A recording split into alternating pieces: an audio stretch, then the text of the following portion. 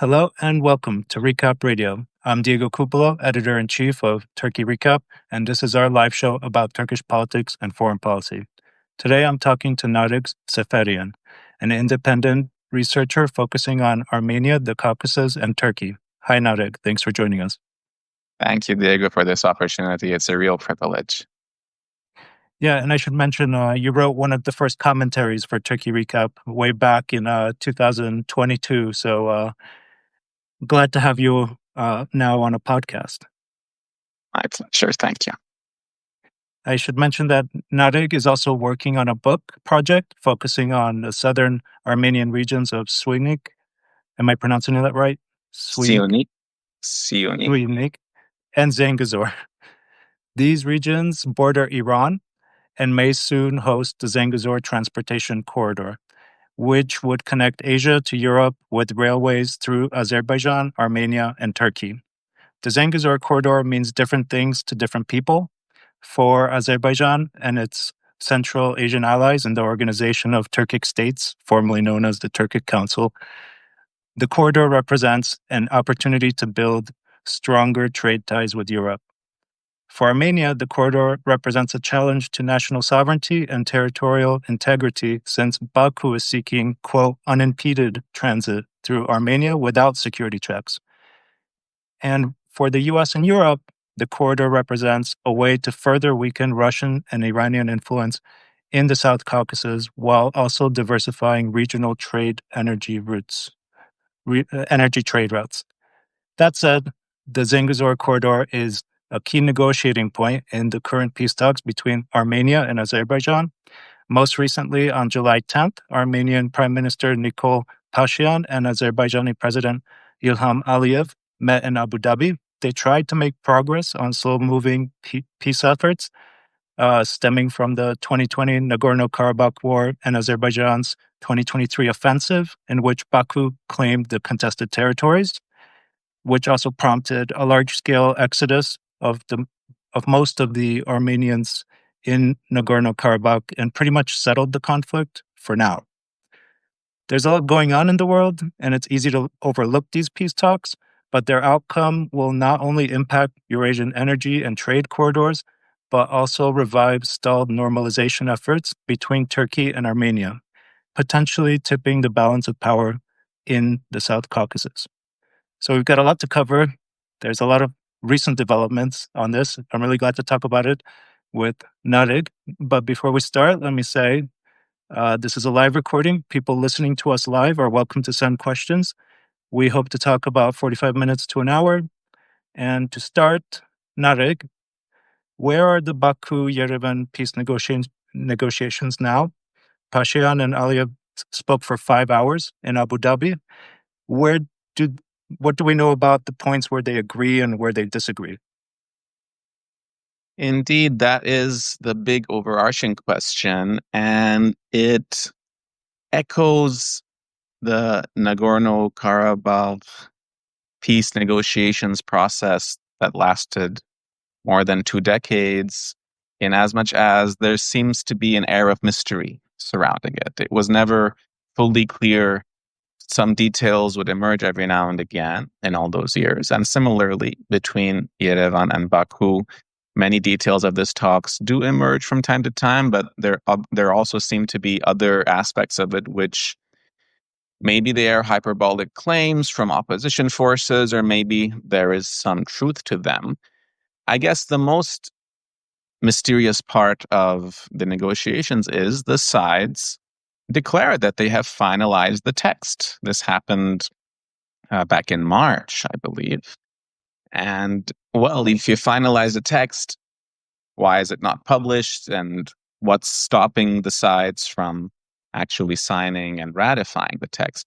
So clearly, there are still disagreements, and maybe it's with the wording. Maybe the wordings have been finalized, but the interpretations maybe are not, they're not so clear for both sides.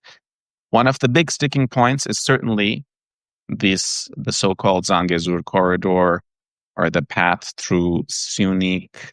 It would have been great to have a map to show here for the viewers, so I encourage those those listening in to open up a map and see how the political geography of the region sort of sets up this um, this need to make some kind of an arrangement, or this desire to make some kind of an arrangement. The current borders as they are in the South Caucasus are the outcomes of the internal borders that were drawn up in the USSR. Within the USSR, those borders did not really mean much. They did to some extent. It was clear the Union republics had their own spaces, and it did have some kind of an impact on the ground when it came to local policy, but really big picture, and certainly in terms of the movement of people and the transportation of goods, it didn't have any real impact. So as the Soviet Union collapsed, and then you had this dispute between Armenia and Azerbaijan, or rather this dispute within the Armenians of Azerbaijan and Azerbaijan over the territory of Nagorno-Karabakh, that turned into an all-out war, the borders became very relevant. And when the 1994 ceasefire was put in place, the unrecognized Armenian-populated Nagorno-Karabakh Republic had effective control over a large area of the western parts of, mainland Azerbaijan, which abuts this southern province of Armenia called Syunik or Zangezur. Meanwhile, on the other side of that, more to the west, there is an exclave of Azerbaijan called Nakhichevan. So that is Azerbaijani territory, but it's not contiguous with the rest of Azerbaijan. It's sort of like you have Alaska with the United States, or the Kaliningrad region with Russia, or Northern Ireland with the UK. The difference there is all of those spaces have access through water. They have maritime access. This is a landlocked region we're talking about. So one of the components of the peace negotiations for Karabakh all those years was somehow giving access to mainland, quote unquote, mainland Azerbaijan with Nakhichevan. And the most convenient path to do that is through this region of Syunik. It follows the Araks River Valley. To further complicate matters, that also happens to be Armenia's border with Iran, the only border Armenia has with Iran. And this is a very important strategic feature for both Armenia and Iran. And so that adds a complicating layer. One of perhaps the closest time the parties came to an agreement over Nagorno-Karabakh was the Key West Agreement 1999-2000, which envisioned some sort of sovereign passageway across Syunik for Azerbaijan. Maybe it would have been an overpass or some other kind of infrastructure that was exclusively Azerbaijani territory. So this was a component during negotiations once upon a time. And the analog to any Zangezur corridor would have been what was called the Lachin corridor or the Berzur corridor. So again, I would encourage those listening in to open up a map and see how the Nagorno-Karabakh autonomous region that was a part of Soviet Azerbaijan was this sort of island or this kidney-shaped space that was not contiguous with Armenia. At the closest point between Armenia and Soviet Armenia and the Nagorno-Karabakh autonomous region, you have a gap of a few miles, and this passed through a territory called Berzur or Lachin. So one of the sort of enduring features of any resolution to the Nagorno-Karabakh conflict would have been maybe an exchange or a corridor-to-corridor analogous arrangement, so that Armenia and Azerbaijan would have had unimpeded access to their exclaves, effective and real. Mm-hmm. So all of this was, so this has been a part of the Karabakh peace discourse all this time. But it becomes a different story after the 2020, the Second Karabakh War, when you have a rump Nagorno-Karabakh still Armenian populated, ostensibly protected by Russian peacekeepers, and you have still the Lachin corridor under the control of Russian peacekeepers. And so the relevance of the Zangezur and the ceasefire agreement of November 9-10, 2020 included explicitly this point of some kind of unimpeded access between Azerbaijan and its exclave. But after September 2023, with the final takeover of the territory by Azerbaijani forces, the exodus of 100,000 plus Armenians, this analog of the Lachin-Berzor corridor goes away. And so this Zangezur corridor becomes an unusual negotiation sticking point. It loses that relevance of being an analog, and it is perceived more and more as an infringement of Armenian sovereignty. Mm-hmm. Yeah, and there's also discussions about changing Armenia's constitution, right? This is one of the points that's holding up the peace agreement. I guess it's opaque what the discussions are. We don't have so many informations, but I would imagine that changing Armenia's constitution and giving up territorial rights are why it's taking a while to get this peace agreement finalized. And this has been explicitly stated by the Azerbaijani side, that the Constitution of the Republic of Armenia, it makes a reference in its preamble to the Declaration of Independence of what was then Soviet Armenia to become the Republic of Armenia. And within that declaration, there is a reference to the Nagorno-Karabakh Autonomous Oblast's decision to join Armenia. And so this is perceived as a potential, maybe legal hurdle down the line. There might be new leadership in Yerevan in future. They might invoke this clause. So this is perceived as a threat in Baku. Alongside the claims for the Zangezur corridor and the constitutional amendments, the Azerbaijani forces have also held some Armenian territory under occupation, mainly in that province of Syunik, but also farther north in the provinces of Vayvodzor and Gerarmenik in Armenia. And so all in all, in Armenian media discourse, there is this constant anxiety, a sense of one-sidedness. Yes, the war was lost, but it seems like the negotiations are simply a series of compromises that the leadership of Yerevan is making. And so there's a question around, well, first of all, the opacity raises its own questions, and then there is a sense of real irretrievable loss that's potential with any signed and ratified peace accord. Mm-hmm. Yeah, and for Turkey's been pursuing a normalization process with Armenia that I think began in late 2021, early 2022. And it seems like it's stalling because it depends on what happens between Baku and Yerevan in this current peace negotiation. But to remind the audience, basically the statement released in 2022 by the Turkish Foreign Ministry, this normalization effort between Armenia and Turkey would see borders open gradually, starting with third nationals, so people who are not Turkish or Armenian, like me, to cross the borders. But that hasn't happened. And at the same time, it also opened the way for air cargo flights, and some commercial airline flights, which I think happen. Or I don't know if they continue, but they're happening, right? Let me provide some more context, because Armenia and Turkey have possibly the most paradoxical relations between any two neighboring states in the world. Turkey was actually among the very first states to recognize the independence of the Republic of Armenia in 1991. The states recognize one another, but since 1993, Turkey has unilaterally closed its land border with Armenia.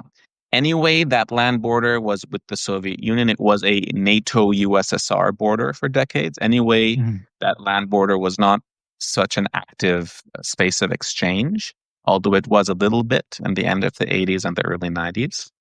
But Turkey has, yes, it's closed its land border with Armenia for more than 30 years. At the same time, citizens of the Republic of Armenia and citizens of the Republic of Turkey can enter the other country at the border, they can get visas to enter. That has hardly been, on some occasions, there have been hindrances to that process, but mainly the movement of people has not been an issue. And flights between Yerevan and Istanbul have flown for decades. There have been some breaks in between, and this latest thing that you mentioned is a Because of the restart. war. Because Well, of it the was war, during right? COVID. It was during COVID that the flights Uh, stopped, and then they restarted. The sides made a bit of a big deal out of it, but in fact, Yerevan Istanbul flights have been a mainstay for decades. The additional detail was about allowing for cargo shipments. That yeah. might have been So something new. But not all much this has time, happened, sorry, and not much has happened, and Erdogan and Pashinyan and Fidan and various Armenian officials continue to meet, they and have we're not getting much more information on what's going on in the normalization effort. well, How do they you have place dynamics? they have established they have appointed special envoys, Armenia and Turkey, one with the other. But Turkish policy towards normalizing relations with Armenia has had three preconditions since the 1990s. One was a resolution to the Nagorno-Karabakh dispute favorable to Azerbaijan. Effectively, that has already happened. A second precondition was about no claims on Turkish territory from the Republic of Armenia, and there never have been any claims on Turkish territory from the government of the Republic of Armenia. Certainly, there are nationalist circles and other ideological discourses that have other territorial visions, but never from the government of Armenia.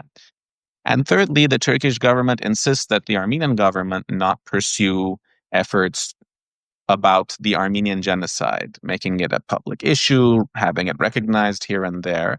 And the current administration in Yerevan does not pursue that policy at all. In fact, they made it clear. The foreign minister made it clear at one point that this is not a priority for Yerevan. So those three preconditions are pretty much met.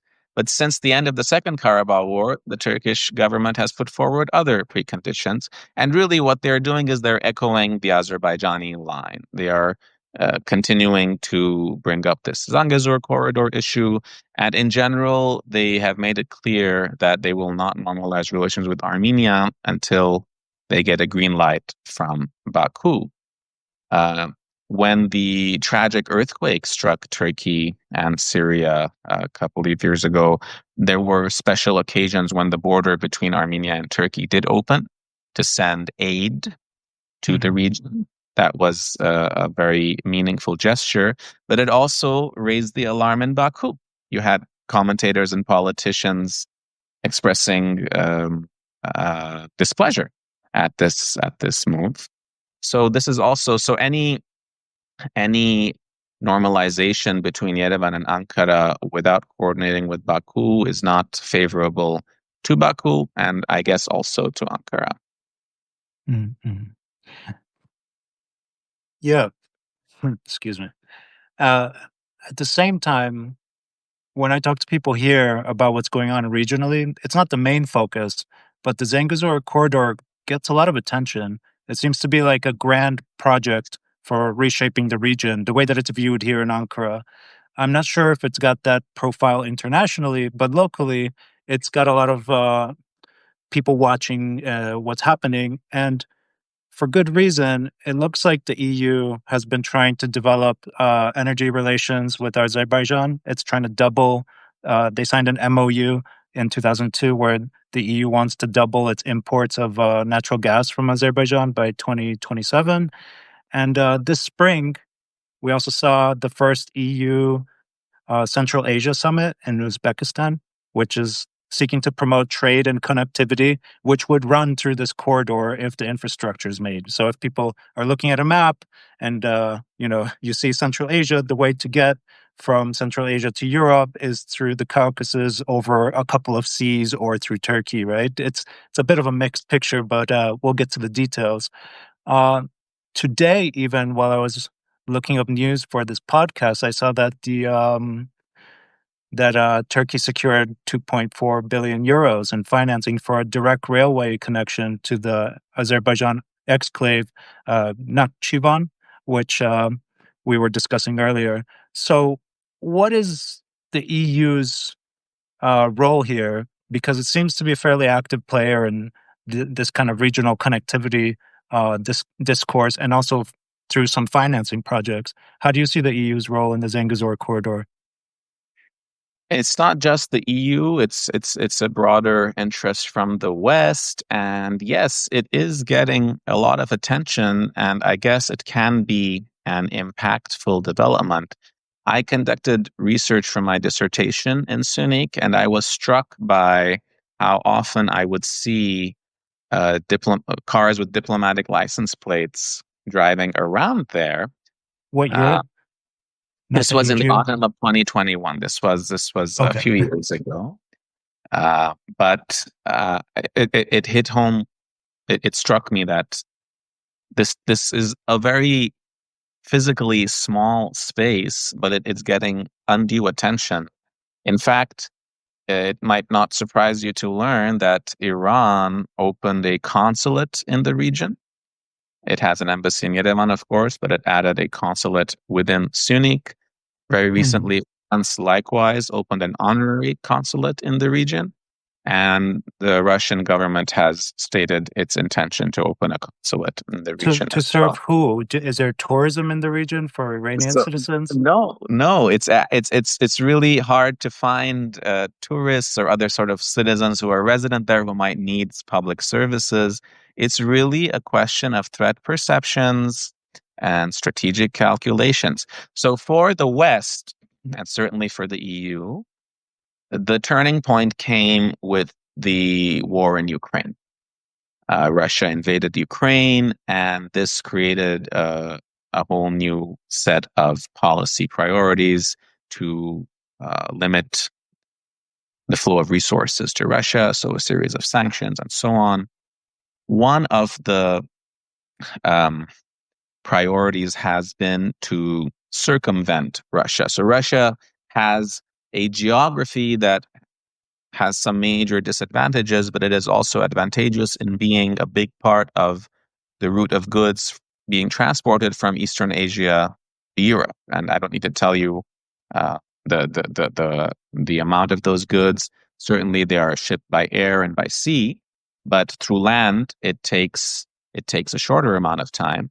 And in the last decade or so, we have seen a growing amount of infrastructure, railways and roads from China through Central Asia, through Russia to the west. And so this, what's being called the middle corridor, this is a term that's been in use a lot in the last few years. It imagines infrastructure going through Central Asia, the Central Asian states, through the Caspian Sea to Azerbaijan, and then farther west. At present, there is infrastructure through Georgia, and then to Turkey or by the Black Sea, as you mentioned, the two seas to the west. But the creation of this Zangezur corridor might be very useful in speeding up the process. It might reduce shipping times. And anyway, it would be an alternative. I mean, really, if you open up the map again and you see there's ways to go through that region, there's more than one way to go through that region. Another transit space from South and East Asia to the west goes through Iran. So the middle corridor is also very useful for Western states to bypass Iran as well as Russia. And so Iran is actually, they opened the consulate in Sunik because for them, Sunik is the connection to the north and to the west. There are also connections through Turkey and through Azerbaijan. They exist. And I'm sure that through the Caspian Sea, you can get goods up to Russia. But both Turkey and Azerbaijan are perceived as, well, Turkey is a member of NATO, and Azerbaijan has very close strategic relations with Israel in particular. So the relations between Baku and Tehran have a number of mutual anxieties, and the relations between Tehran and Yerevan are quite strong.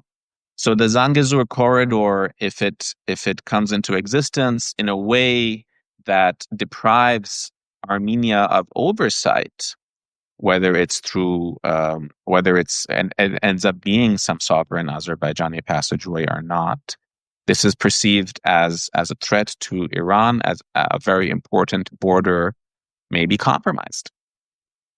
So for the Western powers, the priority is to minimize, diminish, or neutralize Russian and Iranian influence in the Caucasus. And for Azerbaijan in particular, it would be a way to connect with its exclave. And then there is a little border that you just mentioned between Turkey and Nakhchivan, where another railway is being built. And so you can end up having a transportation route that might shave off some days in getting containers from across the Eurasian landmass, and so this can be valuable. Is that the incentive? It's faster because I was just trying to think. The ships on the ocean carry. I looked up that they can carry up to 20,000 containers. Not the largest ones like your average ship, and trains carry 300 containers. So, I mean, I guess it's good to diversify routes. But I'm still wondering about the reason for the Zangezur corridor, because there is this other route through Georgia that you mentioned, the Baku-Tbilisi Kars Railway, which also has a pipeline that runs all the way to Ceyhan port in Turkey. So there's already these kinds of transport and transit energy trade routes through the Caucasus. But at the same time, I noticed on Twitter, you have these accounts that basically are flight monitors for commercial flights. And when you had that war between Iran and Israel, you saw all the planes going across Asia, crowding through Azerbaijan, Armenia, and Turkey, because to the north you have the Ukraine war, and to the south you have Iran war. And then you really see that it is a land choke point, this South Caucasus infrastructure. So how do you see it? Because while preparing for the podcast, I noticed that existing route, the Tbilisi Kars Railway, is being underutilized. It's not super crowded, and the main reason seems to be insufficient infrastructure from the other side, from Turkmenistan and Central Asia. Basically, the middle corridor hasn't been developed yet. So, is this a kind of long-term project? Why do we need Zangezur corridor? Is this a future-looking project, basically, to diversify routes? To be honest, I think that having available alternatives is just one general positive. It's nice to have. I think that's part of the calculation. Your other point about capacity is very much worth considering, and this also applies to oil and gas that comes through that space and recent deals struck between Azerbaijan and the EU. But above all, there is an ideological component to this Zangezur corridor, and this is the cause of immense anxiety both in Armenia and in Iran. So in Azerbaijani, or in Turkish, or if I may say so, in Turkic discourse, there is this notion that with this Zangezur corridor, the Turkic world will unite. And this does not really make sense from a physical geography standpoint. If you want to drive a car from Istanbul to Baikal, or some other, if you're imagining this great Turan, this great Turkic space, and if you want to drive a car across it, you can already. There's nothing stopping anybody from doing so. In fact, the Caspian Sea might be the one big physical hindrance along the way. You can drive from Istanbul to let's say the Sakha Republic in Russia, and be in spaces where Turkic languages are mainly spoken. That can happen already. But somehow the Zangezur corridor is perceived to be that last point. Armenia, or Syunik in particular, is seen as the wedge that drives apart the Turkic world. So there is this discourse around it that you hear from the Azerbaijani side, and from the Armenian side, you hear this as a source of anxiety. And in Iran in particular, I don't need to tell you that those parts of Iran across the Arax River in the northwest, they are called Azerbaijan. They are the West and East Azerbaijan provinces and the Erdebil province of Iran. And the people living there, they speak Azerbaijani or a kind of Azerbaijani. They're not exactly the same across the republic and those provinces. And so there is a concern for nationalist mobilization. In the early years of Azerbaijan's independence, the first leader of independent Azerbaijan tried to instrumentalize this notion of South Azerbaijan, that this great Azerbaijani nation. And that discourse has been shunted aside by the Aliyev regime after his name was Abulfaz Elchibey. After his removal from power, the Aliyev family has not emphasized that point. But instead, in the last few years, they have been emphasizing not southern, but western Azerbaijan. So this terminology has been instrumentalized by the government in Baku, the claim being that Armenia had a substantial Azerbaijani population right up to the end of the Soviet years, and those Azerbaijanis were unfairly displaced from their homes. And this is another potential sticking point in the negotiations, Diego. Maybe there is also a component in there of the right of return of the Azerbaijanis who used to live in Soviet Armenia. At the same time, there is no analogous component for the right of return for the 100 and, let's say, 20,000 Armenians who have left the Nagorno-Karabakh region since 2020, nor the few 100,000 Armenians who lived in Soviet Azerbaijan. In Soviet Armenia and Soviet Azerbaijan, the Azerbaijanis and the Armenians were the largest minorities correspondingly. So this is this Zangezur. So I'm making it sound dramatic, but the truth is, this notion of the Zangezur corridor really brings all of these anxieties to the fore. I think that is its value much more than any transportation infrastructure. Yeah, and I understand both sides of the argument, right? But then we have reports that the U.S. is proposing to manage the Zangezur corridor. Would that resolve these communal tensions? Because there's ethnic tensions in this region for a long time. Would a potential U.S. involvement help the situation? And what does that mean? Is this? I mean, it's not even clear. What do you understand of the U.S. proposal? It really is not clear. And so this comes mainly from the end of a press conference that Thomas Barak, who is ambassador to Turkey and special envoy for the region, this was the last question. The video was available on the State Department website. This was the last question of a press conference, and he mentioned it in a kind of offhanded manner, and he got some facts simply wrong. The length of the corridor and the amount of time this dispute has been going on. It didn't seem like a proposal that was fully thought through. It also echoes, in my opinion, the kind of discourse that has emanated from the Trump White House or both Trump White Houses. Things like, wouldn't it be great to control the Panama Canal like we used to? Or actually, even during the Second Karabakh War in 2020, so this was during the U.S. presidential election, by the way, but Donald Trump was president at the time. And near the end of the war, there was this statement by the White House that, yes, we have negotiated, Scandinavian peacekeepers are going to come into place. The Scandinavian governments outright denied this. You know, where did this idea come from? Was it what's it called? Did it get clearance? So it's very, it's really not that clear.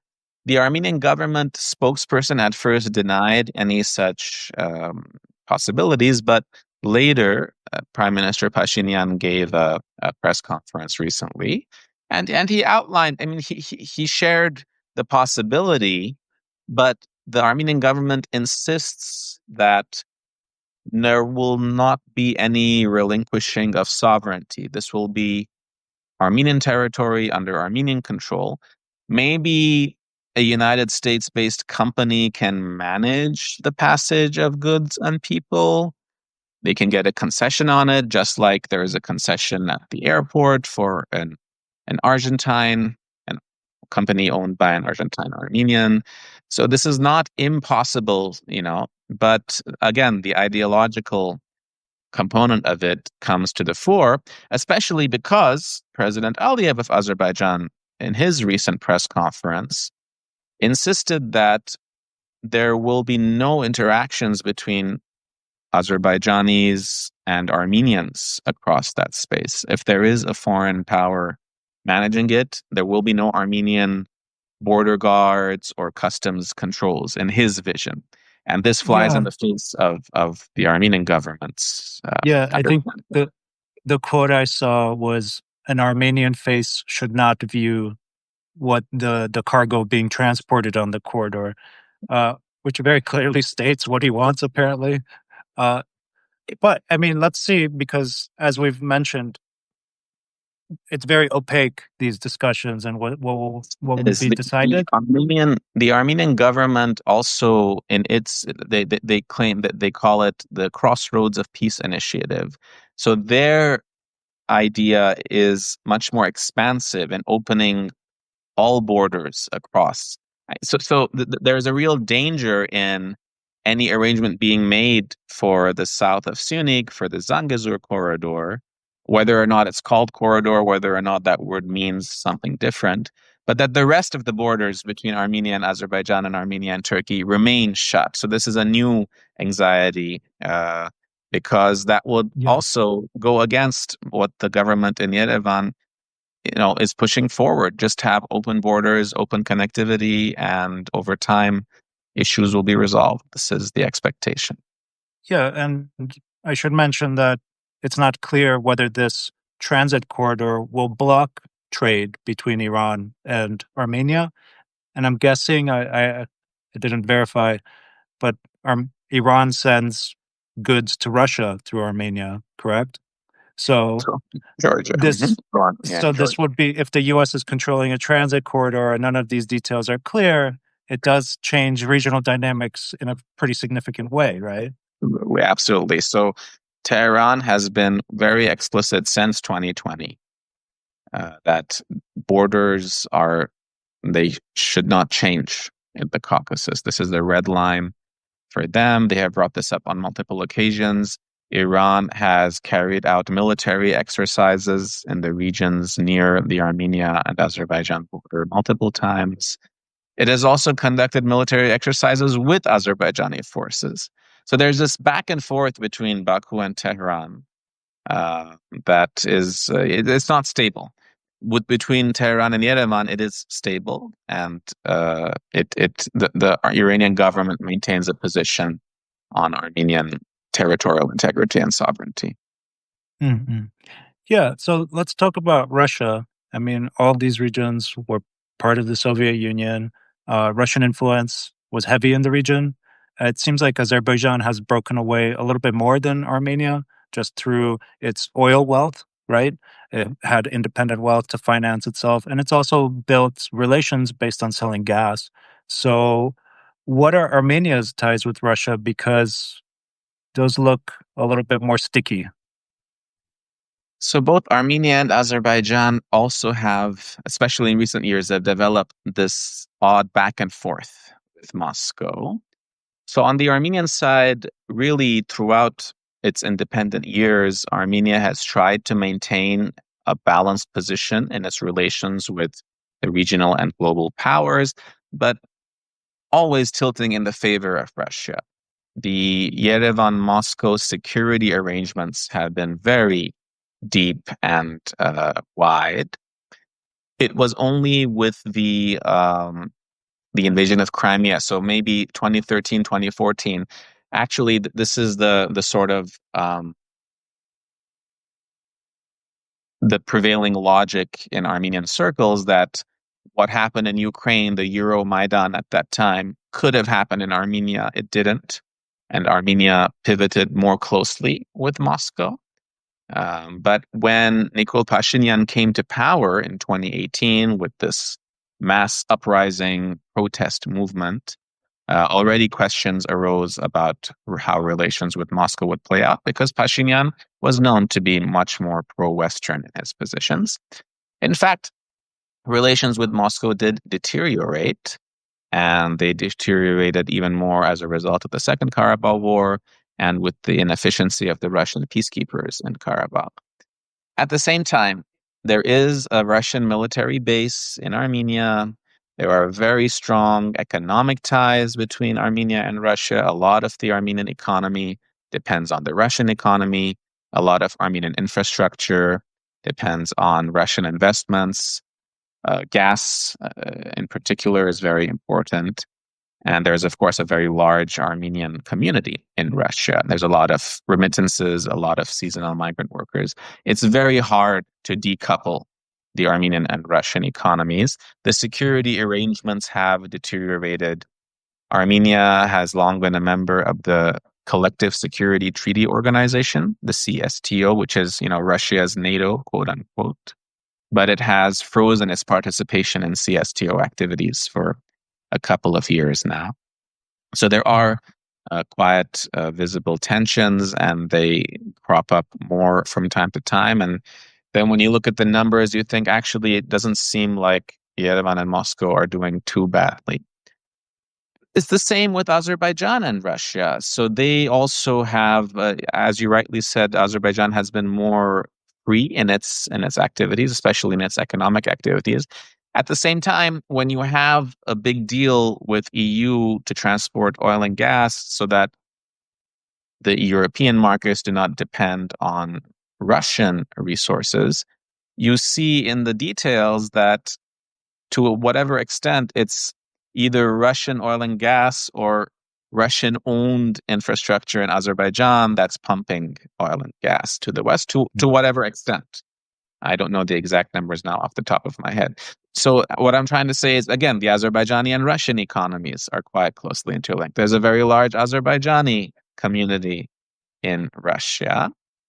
What we have seen, however, is more harsh rhetoric coming out of Baku vis-a-vis Moscow. The most significant incidents in recent months were the downing of an Azerbaijani airliner over Russian airspace. Very tragic incident, a commercial flight. It really echoes what happened with the Malaysian Airlines flight over Ukrainian airspace some years ago. Very, very tragic. And then recently, this back and forth, certain Azerbaijani, maybe criminal figures in Ekaterinburg in Russia, they're being targeted. This is somehow being taken personally in Azerbaijan, and Russian assets, cultural assets like a cultural center or TV channel, or rather a news outlet, they get targeted in Baku. So we are seeing at the moment a rise in tensions. But I would say that both of the countries have these dynamics, but the bottom line is that their economies are quite closely interlinked. Now, when it comes to the Zangezur corridor, the initial agreement, the ceasefire of 2020, envisioned a Russian presence regulating that movement, just like there was in the Lachin. So that apparently has not been. That's an issue that I don't think is high on the agenda anymore. There was also a trilateral commission at the deputy prime minister level among Yerevan, Moscow, and Baku. And this was something that looked at issues of regulating the border, demarcation, delimitation, and transportation infrastructure. But that commission has not been meeting lately. So it's at the moment, it seems like they're not seeing much eye to eye. Yeah. On that note, on borders, there's Russian patrols in Armenian border posts. And I saw that part of these agreements required Armenian troops to join the Russian troops. Is that happening this year? That was supposed to happen this year, from what I understood. So the detail there is, since the early to mid 90s, not too long after independence, Armenia made an arrangement with Russia to have Russian border guards on its formerly external borders. So the border between Armenia and Turkey and the border between Armenia and Iran, and also the airport were manned by Russian border guards. So in the past year or two, these arrangements have been changing, and more Armenian border guards are coming into place to replace the Russians, I mean. However, the border between Armenia and Azerbaijan, really Sunik, really that province, and a little bit farther north as well, have been patrolled with extra Russian border guards after the Second Karabakh War. This is also something that I saw during my fieldwork there in the autumn of 2021, a lot of Russian military movement. That too has been diminished, and instead, the European Union was invited to act as a monitor on the Armenia-Azerbaijan border. Since the spring of 2021, there have been a number of incidents, including, as I said before, the occupation of Armenian territory by Azerbaijani forces, with a lot of shootouts and other undesirable incidents. But since the arrival of the European Union monitoring mission, which takes the model that was imposed in the disputed territories in Georgia after the 2008 war with Russia. So since the Europeans arrived on the scene, the border has been calmer. And so that's another layer of tensions. Actually, also with Azerbaijan, one of the components of the Azerbaijan-Armenia peace accord could very well be the insistence of the removal of European monitors. These are unarmed civilian monitors, by the way. But both in Moscow and in Baku, we hear allegations that, in fact, they engage in espionage or other activities like that. Yeah. And we've been talking for a while. I just want to reiterate to the audience, if you have questions, send them now. I have a couple more, and I'm going to ask what happened to Pashinyan's beard, because I got to know, it seems like it's related to politics. He decided to shave in November 2024. Is this part of the concessions that he's giving Azerbaijan? How do you see it? And both you and I, Diego, can take this very personally. How dare Mr. Pashinyan make Shaving such every day is a serious commitment, so I'm guessing it's a political reason why he shaved. It's a kind of a frivolous question, but it is worth thinking about a little bit. In this part of the world, there is a sort of, I was about to say a gendered understanding, but of course, having a beard and a mustache is a biologically male phenomenon, but it's also a socially masculine phenomenon. And so we see, for example, in Turkish politics, how when certain people come into certain positions, they suddenly grow a mustache that they didn't have before.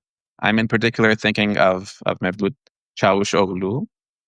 But this having a mustache, Saddam Hussein had a mustache. So just a mustache or a beard and mustache there, they sort of convey a manliness and authority. Among Eastern Christians, priests should have beards and mustaches. You would be hard pressed to find an Armenian priest or a Georgian priest or a Greek priest who does not have facial hair, as opposed to in the Western churches where, in fact, the opposite is the norm. You'd be hard pressed to find a pope with a beard and a mustache, right? So there is a sort of, if I'm not being too Orientalist about it, there is a sort of cultural connotation that goes with facial hair. And again, this might be too much speculation, too much reading into it, but the way Pashinyan changed his appearance might give some indication of certain policy shifts. And the other reason I say that, is because we saw the reverse in 2018. So Nikol Pashinyan came to power following these mass protest movements in Armenia in the spring of 2018. He had meanwhile been a prominent politician, activist, opposition figure for more than a decade. He was a journalist, and he continued to be a journalist as well. And all that time, he was clean shaven. But in the spring of 2018, he leads this march from Armenia's second city to Armenia's capital. And along the way, he grows a beard and mustache, and he wears fatigues. he wears the kind of clothing, he has the kind of appearance that really strongly echoes, in particular, one figure from the Karabakh War of the 1990s, an Armenian American war veteran of the time, Monte Melkonian. I don't think these are coincidences. I think this was, sort of thought through as a sort of public image management. So again, I wouldn't read too much into getting rid of your beard and mustache, but there might be something there. Might it be his transition to not being a revolutionary? And It could be read that way. It could be a sort of what do I want to say? A claim of, because he is constantly criticized for yielding to especially Azerbaijani pressure. It could also be a way of reclaiming ownership of himself as a public figure. Again, a little bit on the speculation side, but surely it was a choice, and he made a big deal out of it. I mean, he has a big social media presence, and so he had a special video on, I guess, Facebook and or TikTok, where he showed that, here I am now without a beard and mustache. yeah. And we have one question from Setup asking about the whether you can speak on the aftermath of Pashinyan's movement in Armenia following the war, and how you see the current tensions between the government and the church. There was recently a coup attempt, if I can describe it that way. How do you explain recent developments? Because from what I understand, there's not really an opposition to Pashinyan in Armenia right now. Yes, very important questions. Thank you. Nikol Pashinyan came to power with genuine public support, and it was public support around social and political issues.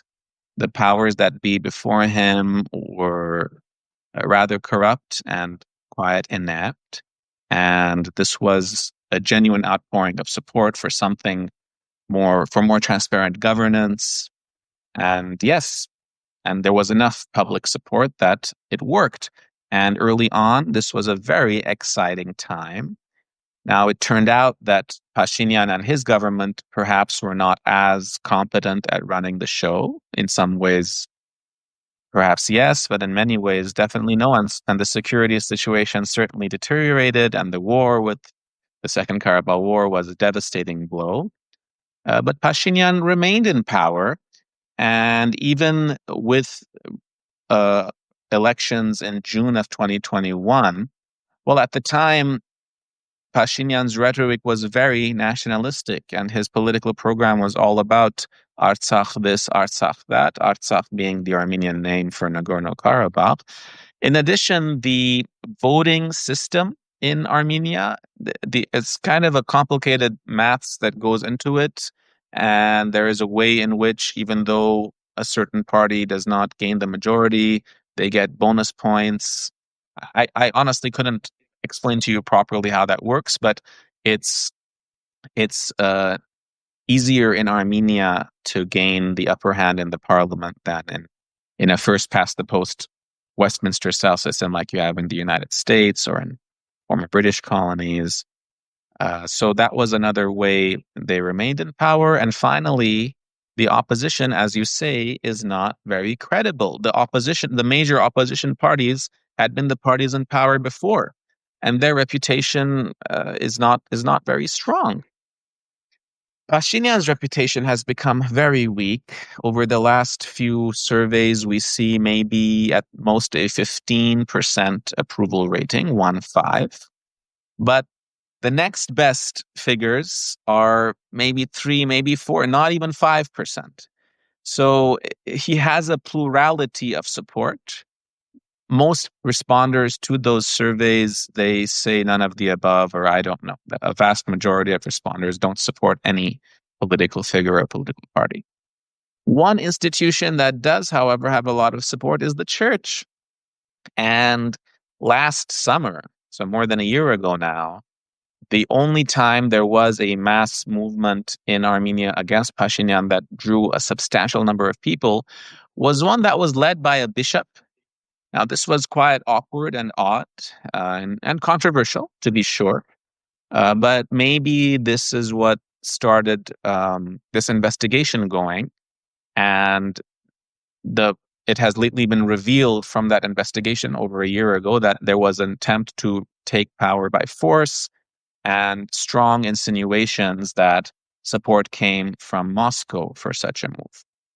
Besides the church being targeted, there is in particular one figure. His name is Samvel Karapetyan, is an oligarchic figure originally from Armenia and Russia, who spoke up in support of the church, and soon thereafter he was charged with some crimes and placed under he's remanded in custody, and a number of other opposition figures and church leaders have been remanded in custody.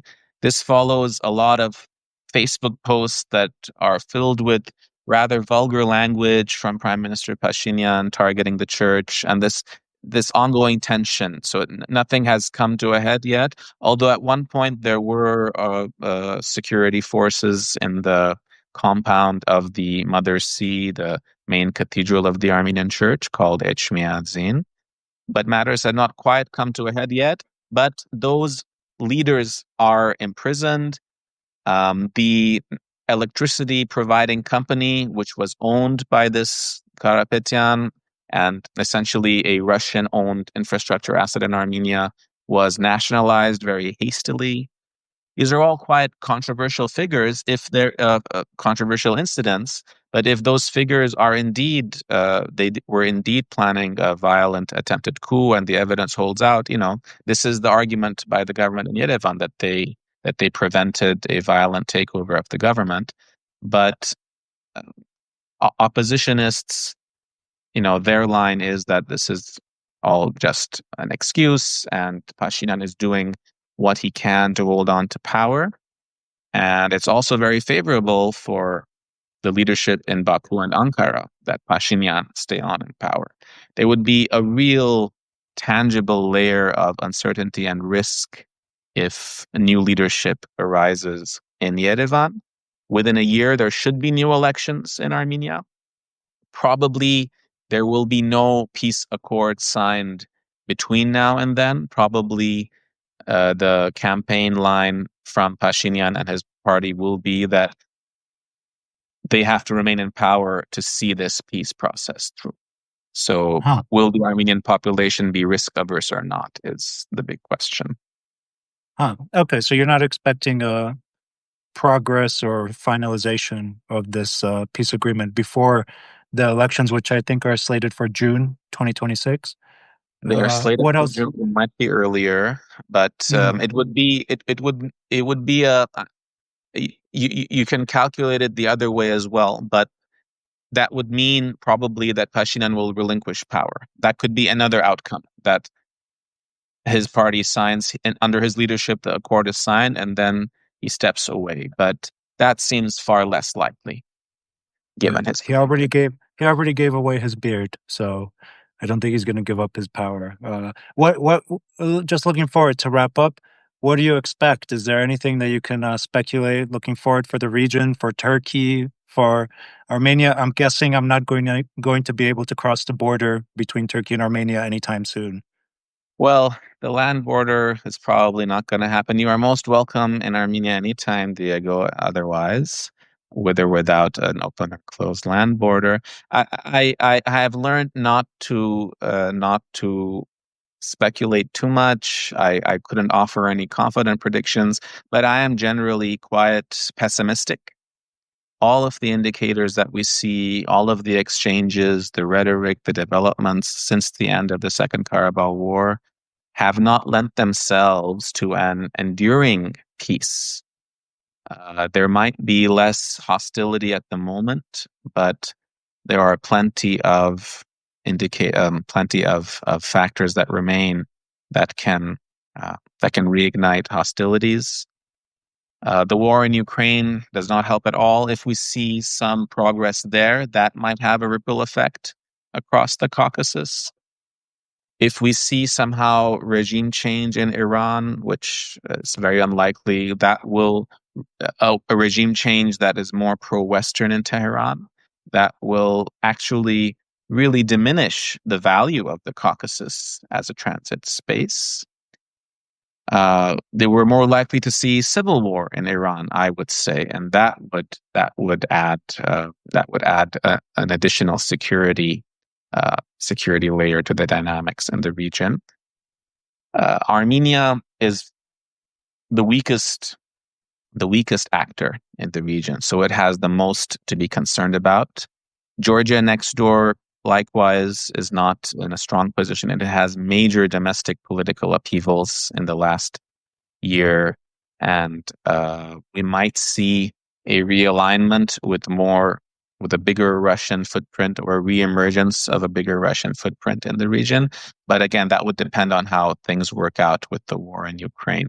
So a lot of moving parts, Diego, and a lot of potential outcomes, none of which, to me, seem like they were going to lead to stable, peaceful, friendly relations among the states and peoples of the region. Yeah, and there's too many moving parts, like you say, Iran, Ukraine, and who knows what else, U.S. proposal to look over the Zangezur corridor. But I'm going to wrap it up and say thank you so much for your participation. We've been talking to Nareg Seferian, an independent researcher focusing on Armenia, the Caucasus, and Turkey. I'll link to his website in the show notes. I also want to thank the audience that joined us. This show will be online in a few hours, hopefully. If you want to see the full recording, if you joined us late, you can go to Spotify, Apple Podcasts, YouTube, or turkeyrecap.com. I'm just going to have to ask you, Nareg, for a little help. I'm having technical issues. You might have to end the call. I don't think I have the button to do it on my phone here. So thank you again. Stay safe, and I hope that this call ends well with your touch, Nareg. Thank you very much. It's been a real privilege and pleasure. Thank you. Thank you.